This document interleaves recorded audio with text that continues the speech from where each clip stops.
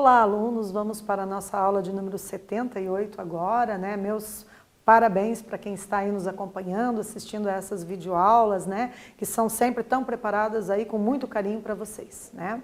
Os alunos que têm acesso ao Google Classroom, lembrem-se de responder o formulário de questões e aí clicar no link para validar a presença de vocês, tá, pessoal? E não esqueçam que não basta só responder ao formulário de questões, né? Porque ali, se você erra uma alternativa, você acaba tentando novamente e acertando, né? Mas importante também é vocês assistirem realmente as videoaulas, acompanharem as videoaulas, indicarem para os colegas para que assistam também, né? Porque esse é o momento que a gente tem de compartilhar um pouquinho do nosso conhecimento com vocês, né? Não existe outra forma nesse momento, não podemos retornar às aulas no modelo de educação presencial para evitar a proliferação do novo coronavírus. Então, assim, agradeço muito por estarem aí compreendendo esse momento e participando ativamente das aulas para que, de fato, aprendam, né? Porque aprender é um processo de conhecimento que requer reflexão sobre os assuntos que estão sendo tratados, né? Só o formulário de questões, ele garante a vocês ali a presença naquela aula, mas e o saber? Né? E a elaboração do conhecimento científico, como fica se vocês não fazem todo o percurso de acompanhar as videoaulas, de refletir sobre cada questão, tentar dar conta de responder antes do professor, trazer a resposta para vocês? Esse é um processo que é necessário para que a gente possa nutrir o nosso intelecto, né? Para que a gente tenha bastante nutrientes aí nas nossas estruturas cognitivas que são responsáveis pela aquisição dos conhecimentos historicamente construídos, certo? Então, vamos para mais uma aulinha, peguem aí os materiais, né, o caderno, o lápis, a borracha, a caneta, né, o bloco de anotações e vamos começar. Então, os objetivos para essa aula são fazer a leitura de texto do gênero romance, a gente vai continuar analisando fragmentos de textos, né, que pertencem a este gênero discursivo literário que a gente chama de romance. Vamos fazer uma reflexão sobre a classificação agora dos advérbios. Advérbios a gente já estudou em aulas anteriores e a gente vai fazer uma retomada, né, para poder aprofundar um pouquinho mais, trazer novidades para vocês. Também faremos análise do estilo individual do autor, né, como que é o estilo de escrita do autor, a gente vai fazer um pouquinho de reflexão sobre isso. Com relação às inferências do sentido de uma palavra ou expressão, né, inferir significa ali tentar adivinhar o que significa aquela palavra, aquele termo ou aquela expressão dentro de um enunciado. E vamos fazer o reconhecimento do efeito de sentido decorrente da exploração de recursos estilísticos, né, que são os recursos da linguagem, os signos linguísticos utilizados pelo escritor para compor a sua obra literária, né, esse produto cultural que são os romances, né, tão caro aos leitores e que tanto contribui na aquisição dos saberes, da troca de experiências, né? A partir do momento que a gente lê um romance, a gente mergulha no universo de significação de outras pessoas, de outras personalidades, outras personagens que permite a gente viajar, conhecer novas experiências de vida, outras formas de existir e de compartilhar a existência, certo? Além de ampliar o nosso repertório cultural, linguístico, cognitivo, intelectual. Muito bem? Começando então. Vamos retornar ao romance Viagem ao Centro da Terra, do Júlio Verne, que a gente já havia começado na aula anterior, ok? Então, antes, vamos conhecer um pouco da biografia do autor, né? Lembrando que bio significa vida e grafia escrita, então a escrita da vida desse autor que é tão famoso, né? Então, o Júlio Verne nasceu em 1828, ele faleceu em 1905, é um escritor francês do século XIX, precursor da moderna literatura de ficção científica. Autor das obras 20.000 Léguas Submarinas, Viagem ao Centro da Terra, A Volta ao Mundo em 80 Dias, dentre outras. Eu sei que cada romance desse que ele escreveu, alguns de vocês já leram, né? Se não leram, alguns colegas já leram, vocês provavelmente já viram esses títulos na biblioteca da escola, né? Ou já baixaram até no domínio público, em sites, eles estão disponíveis em PDF para fazer o download na íntegra, né? E também, provavelmente, os títulos desses romances fazem vocês se lembrarem de filmes, né? Porque muitos dos romances do Júlio Verne foram feitas as adaptações necessárias ali para um projeto cinematográfico, né? Então muitos viraram cinema com o mesmo nome, inclusive, do romance, certo? Então ele escreveu mais de 50 romances, além de muitos contos, peças teatrais e outras obras que constituem os produtos culturais disponíveis aí para a gente poder adquirir, né, novos símbolos da cultura brasileira, da cultura francesa, né, da cultura mundial e internacional. Vamos para o texto 1, pessoal? Então vou convidar vocês para ler comigo. Durante uma expedição na Islândia, o professor Trevor Anderson o seu sobrinho Sean e sua guia, Hannah, ficam presos em uma caverna. Enquanto seguem sua rota de fuga mais abaixo da superfície da Terra, eles passam por lugares estranhos e encontram criaturas incríveis, incluindo dinossauros. Porém, como a atividade vulcânica à sua volta aumenta, eles percebem que devem encontrar o seu caminho para fora, rapidamente. Observem ali que tem uma imagem, né, que foi trazida para vocês ali observarem, tem alguns personagens, tem linguagem verbal, linguagem não verbal, né, para vocês explorarem um pouquinho ali. Seguindo, texto 2 agora. Foi surpreendente perceber o quanto gostei desse livro. Afinal, ele tem seus defeitos. O grande uso de termos científicos. Talvez uma edição com comentários resolvesse isso. O mau desenvolvimento de Hans e algumas das descobertas não tão surpreendentes. Porém, isso ficou em segundo plano para mim, pois achei Viagem ao Centro da Terra muito gostoso de ler. Criei carinho por Axel e seu tio e me encantei com as descrições desse mundo. Então, sim, é um ótimo livro. Percebam que aqui existem alguns momentos de críticas feitas ao romance, mas no final aqui a pessoa que escreveu, o autor desse texto, recomenda, considerou o romance muito bom, um ótimo livro, ele diz no final. Para uma questãozinha agora, pessoal, vamos lá, questão 1. Agora que você leu juntamente com a professora os textos 1 e 2, a que gênero discursivo ambos pertencem? Respectivamente, primeira possibilidade, trata-se de uma resenha, pois traz uma crítica ao livro e sinopse do filme. Então, respectivamente, primeiro o texto 1, na sequência o texto 2. Ou será que, de acordo com a segunda alternativa, o primeiro texto 1 trata da sinopse do filme e resenha do livro, o texto 2, pois o segundo texto apresenta a opinião do autor sobre o livro? Um tempo para vocês analisarem com cautela essa questão.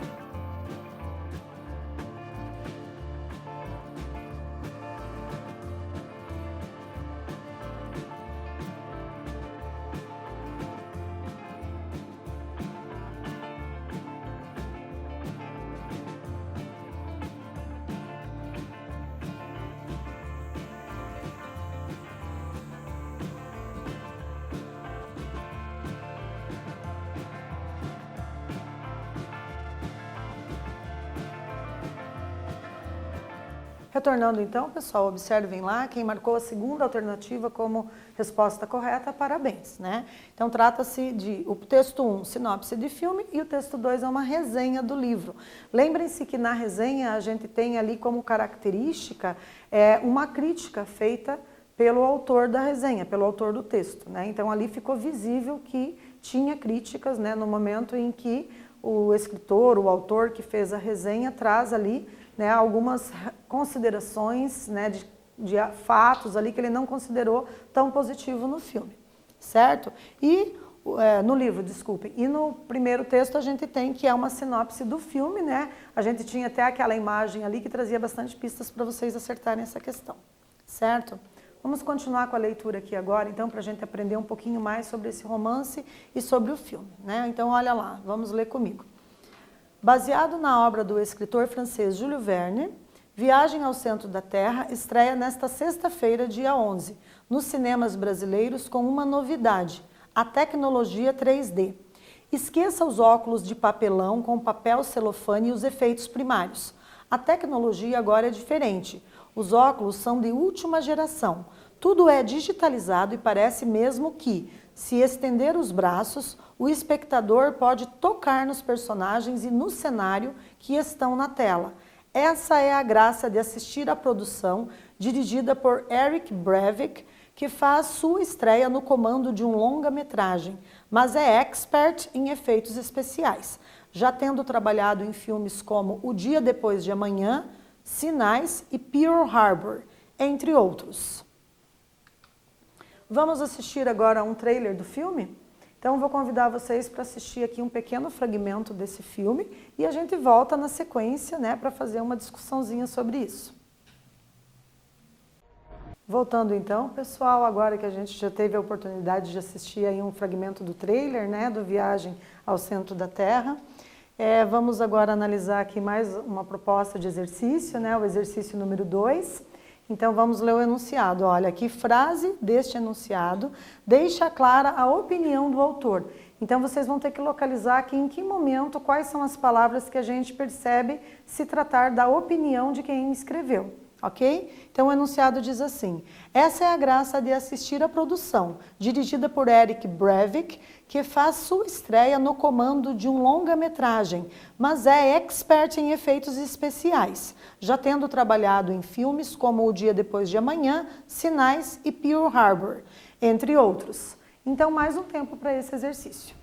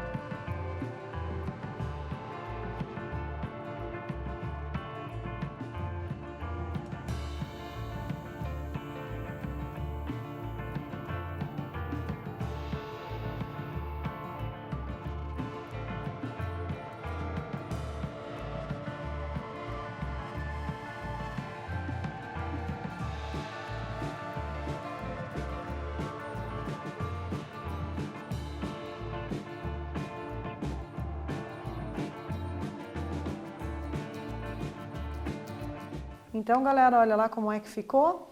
Então, quem ali conseguiu sublinhar esse momento inicial ali do enunciado acertou, né? Quando ele diz assim, essa é a graça de assistir à produção, né? Então, ele considera ali um momento de muita graça, digamos assim, né? Não no sentido de engraçado, mas no sentido de ser bem interessante. Então, ali fica evidente a opinião de quem escreveu esse enunciado, ok?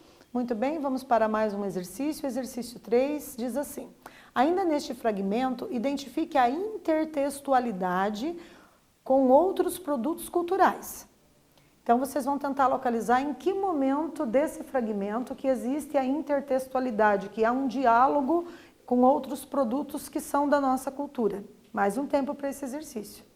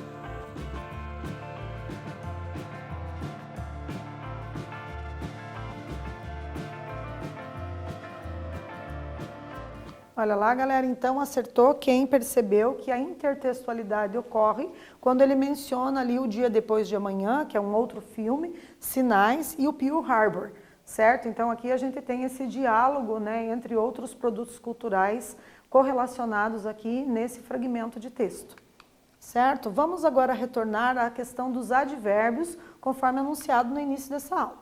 Então, os advérbios são palavras invariáveis, ou seja, elas não variam e elas modificam, né, ou intensificam o sentido dos verbos, dos adjetivos, dos advérbios ou mesmo das frases. Então, vejamos a sua colocação na frase por meio de alguns exemplos. Olhem aqui os exemplos. A aluna fala calmamente. Coloca-se depois do verbo falar, cujo sentido modifica, né? Então, de que modo que ela fala? Calmamente. A gente tem aqui um advérbio de modo. Quando eu digo ficou bastante calma, opa, a palavra bastante intensifica o adjetivo calma, por isso que a gente considera ali advérbio de intensidade, né? Nesse caso, intensifica um adjetivo, que é a qualidade do sujeito ali, né? O predicativo do sujeito, que é ela. Muito bem. Ali, trabalhou muito calmamente. Coloca-se antes do advérbio que está a modificar. Então, a palavra muito também intensifica ali um advérbio, nesse caso, calmamente. Né? Então, a gente tem aqui alguns advérbios que a gente está retomando, né? Só vou retornar aqui para a segunda frase, que não tem o sujeito ali, o sujeito está indeterminado, né? Pode ser ele ficou, o sujeito está indeterminado, mas a gente consegue atribuir a terceira pessoa do singular, que é ela. Ela ficou bastante calma. Por causa do adjetivo estar no feminino, eu sei que se refere a ela, esse sujeito que não está ali presente nesta frase, certo? Então, a gente tem ali que o bastante intensifica o adjetivo, né? E, portanto, é um advérbio de intensidade, ok? Então, a gente tem vários advérbios, tem de circunstância, né? Para indicar, por exemplo, lugar. Aí, aqui, acolá, além, atrás, né? E outros que indicam o local de onde está alguma coisa. Temos os advérbios de tempo, né? Como o próprio nome já diz, né? São advérbios que se referem à questão da dimensão temporal, né? Que podem ser ontem, hoje, anteontem, amanhã, sempre, nunca, jamais, né? E por aí vai. Tudo que trouxer essa dimensão do tempo a gente tem como advérbio de tempo. De modo, né? Como que você está, o modo como você está. Eu posso estar bem, posso estar mal, né? E aí a gente pode ter outros advérbios de modo como assim, depressa, devagar e quase todos lentamente, rapidamente, velozmente, tranquilamente, indicando o modo como as coisas podem acontecer. Temos também os advérbios de intensidade, né? Muito, pouco, bastante, meio, quase, mais, menos e por aí vai. De dúvida, que expressam dúvidas, talvez, quiçá, acaso, porventura, provavelmente, né? Os advérbios de afirmação, quando eu afirmo algo, que podem ser sim, efetivamente, certamente, realmente, né? E os de negação, que não, absolutamente, jamais, né? Dentre outros, certo? A gente já tinha visto, né, esse conteúdo, hoje a gente só vai dar uma aprofundada. Né? Então, a classificação dos advérbios, eles podem ser de acordo com as circunstâncias, né? Exprimem, eles trazem um sentido, né? que o escritor, o autor tenta atribuir a determinados adjetivos, substantivos dentro de uma frase, dentro de um contexto. Né? Então, os advérbios de modo a gente viu, né? Que pode ser o modo como a pessoa está ou o modo como determinada situação se encontra, né? Um determinado fenômeno. Então, eu trouxe aqui alguns exemplos. Né? Por exemplo, fui bem na prova. Bem é um advérbio. Estava andando depressa por causa da chuva. Né? De que forma, de que modo que eu estava andando? Estava andando calmamente, tranquilamente? Não, estava andando depressa. Né? Então, são aqui alguns advérbios que indicam modo e etc. Né? Nos de tempo, a gente viu também, né? Sempre que traz a dimensão temporal, a gente tem os advérbios de tempo. Né? Exemplos, ontem estivemos numa reunião de trabalho e sempre estamos juntos. Né? Então, sempre significa quase todos os dias, talvez, né? Então, está fazendo sim referência ao tempo, ok? No exercício 4 agora, eu vou pedir para vocês localizarem no enunciado abaixo uma locução adverbial de tempo presente em uma das intertextualidades utilizadas pelo autor. Tá? Vou deixar aí o slide com o enunciado para vocês tentarem localizar e a gente retorna na sequência.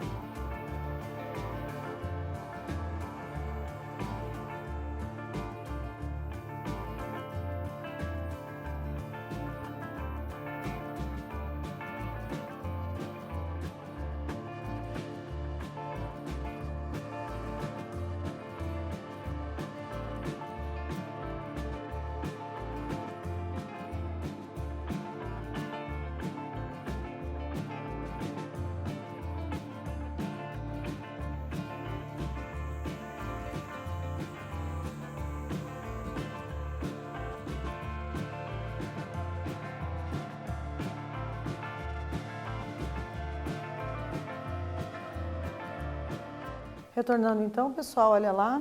Então, quem considerou, por exemplo, o dia depois de amanhã como um advérbio de tempo, parabéns, conseguiu, né, perceber ali a dimensão temporal presente nesse enunciado, certo?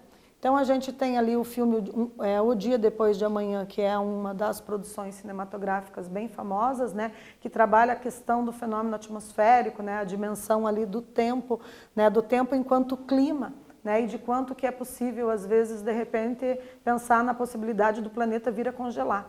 Né? Então, a gente tem esse filme que é bem famoso, alguns de vocês talvez até já assistiram, né? Vamos para um exercício agora, o exercício 5, né, para a gente continuar fixando aí os conceitos. Então, vamos aprender a transformar verbos em advérbios a partir do seguinte exemplo. Então, eu tenho ali, ó, li e me emocionei com o romance Viagem ao Centro da Terra.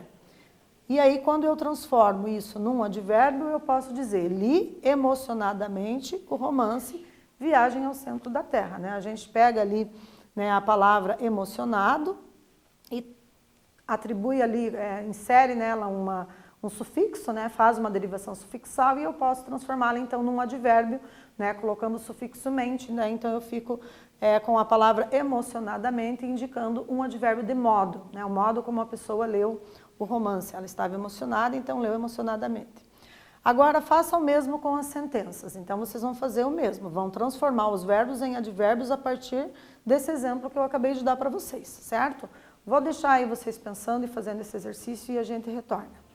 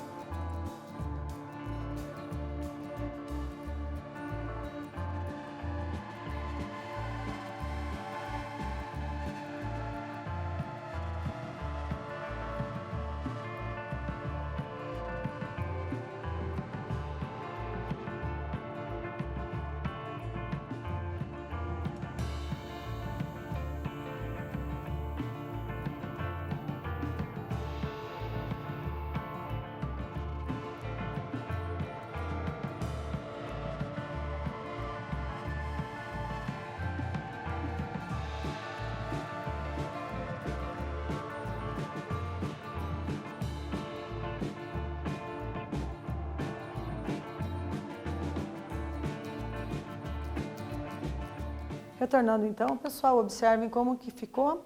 Então, na frase, acompanhei com carinho a história de Axel e seu tio, eu posso colocar ali, acompanhei carinhosamente, né? Fiz uma derivação sufixal e transformei ali uma locução adverbial em um advérbio de modo, certo? Ali, li com encanto as descrições que o romance apresenta. Li encantadamente as descrições que o romance apresenta. Parabéns para quem conseguiu fazer essa correlação e acertar esse exercício. Né? Vamos agora carinhosamente retomar a leitura. Vamos ler aqui comigo, galera. Então diz assim lá, olha, mais esse fragmento para a gente analisar. Eu mal tivera tempo de me mexer e o professor já gritava num tom vivo de impaciência. Vamos, por que ainda não está aqui? Corri para o gabinete de meu temível mestre. Tenho de convir que Otto Lidenbrock não era um homem mau, mas, a não ser que ocorressem mudanças improváveis, morreria como um terrível excêntrico.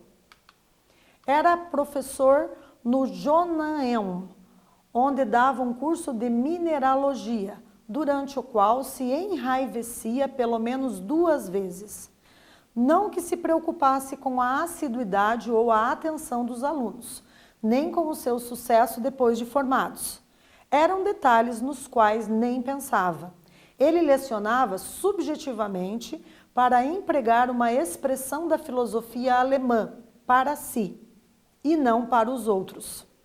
Era um cientista egoísta, um poço de ciência cuja roldana guinchava quando alguém tentava extrair algo dele. Em suma, um avaro. Há alguns professores assim na Alemanha.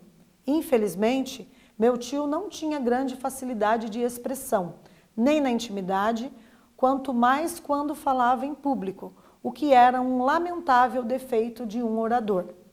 Observem que aqui a gente utilizou entre parênteses e reticências dentro dos parênteses, indicando que foi omitido um fragmento do romance.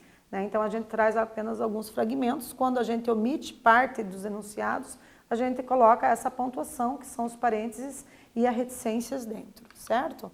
Então, observem aqui que o Johanneum é um edifício renascentista do século XVI, originalmente chamado Staugebaude, uma palavra que parece de origem alemã, uma palavra diferente da nossa, né? Está localizado no Neumarkt, em Dresden. Hoje, o Johanneum é o lar do Museu do Transporte de Dresden, que exibe veículos de todos os modos de transporte e sua história. Então, essa é a informação que a gente conseguiu para vocês pesquisando, né? Se existe ainda esse edifício, se é uma escola, né? Será que isso realmente existiu ou será que tudo é ficção criada pelo escritor, pelo autor do romance? Então, quando a gente vai fazer esse exercício, lembra que a gente estudou nas aulas anteriores, a gente se posiciona como um leitor empírico ou como um leitor modelo? Como que está a memória de vocês aí, para vocês irem refletindo sobre isso, né? Vamos continuar aqui, ó. Então, veja bem, ali também é mencionado que ele fazia um curso gratuito de mineralogia. Existe, será, curso de mineralogia? Então, quando a gente vai pesquisar, a gente descobre lá que a mineralogia se dedica ao estudo da química, estrutura molecular e cristalina e propriedades físicas, incluindo ópticas e mecânicas, de minerais, bem como a sua gênese, metamorfismo, evolução química e meteorização. E agora, gente, que tipo de texto que é esse? A que gênero textual e discursivo pertence esse texto que a gente acabou de ler? Será que é um texto dissertativo ou será que é um texto informativo? Essa vocês vão assinalar uma das alternativas.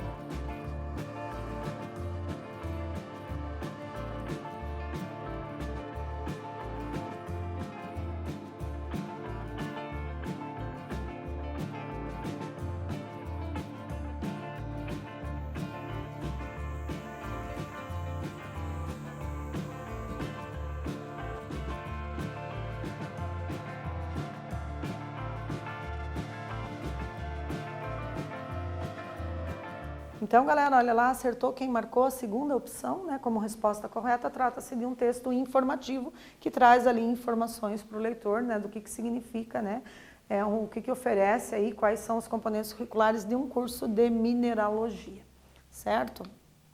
Vamos retornar agora ao conceito de verossimilhança. Lembram-se da aula passada que a gente trabalhou um pouquinho, né? Que é quando há uma semelhança entre a verdade dos fatos mencionados no texto ficcional, a gente tem o que a gente chama de verossimilhança, que é um recurso utilizado não somente na literatura, mas também na linguagem cinematográfica, né? Na arte do cinema, eles usam muito essa tentativa de aproximar o telespectador de fatos verídicos, né? Então tem que haver ali um mínimo de verossimilhança, certo?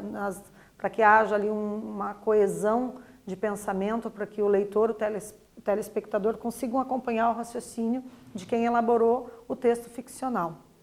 Muito bem, então verossimilhança é a característica do que é verossímil, como a gente viu, que aparenta ser ou é tido como verdadeiro, verossimilhante, né? Ou a qualidade do que parece verdadeiro, do que não contraria a verdade. Exemplo, havia verossimilhança na alegação do réu, que foi o exemplo que a gente já utilizou para poder explicar para vocês esse conceito, né? Agora, para o exercício 7, eu vou pedir para vocês explicar a verossimilhança neste fragmento. Em que medida a ficção e a realidade se assemelham? Vou deixar vocês pensando nesse exercício e tentando resolvê-lo.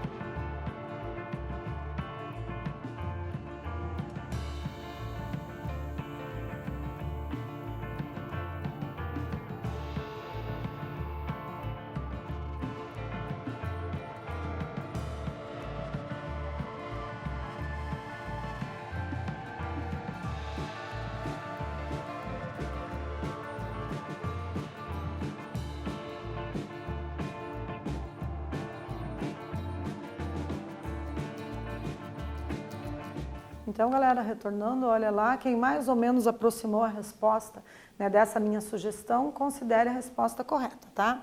Então, ao pesquisar onde fica o Johannæum, descobre-se que hoje o Johannæum é o lar do Museu dos Transportes de Dresden, que exibe veículos de todos os modos de transporte e sua história. No entanto, pode ter sido uma escola na época em que o romance foi escrito, né? Então, essa é só uma possibilidade de vocês terem aí escrito para tentar resolucionar essa questão, certo? Se vocês escreveram de outra forma, mas desde que tenha mais ou menos esse sentido, também considerem a resposta de vocês correta. Então, a nossa aula foi isso, né? A gente, resumidamente, trouxe ali para vocês alguns fragmentos do gênero romance, fizemos análise dos tempos verbais nas narrativas, né? Buscamos localizar informações explícitas no texto, inferência do sentido das palavras novas, né? E o reconhecimento do efeito de sentido decorrente da exploração dos recursos ortográficos, né? Trabalhamos um pouco de advérbios, né, hoje, então eu acho que é isso. Agradeço aí imensamente a participação de todos vocês. Seguem as referências para quem tem interesse em aprofundar em algum conceito, né, algum componente curricular que não ficou muito claro para vocês, fiquem à vontade para fazer a pesquisa nas referências. E fiquem em casa se puderem.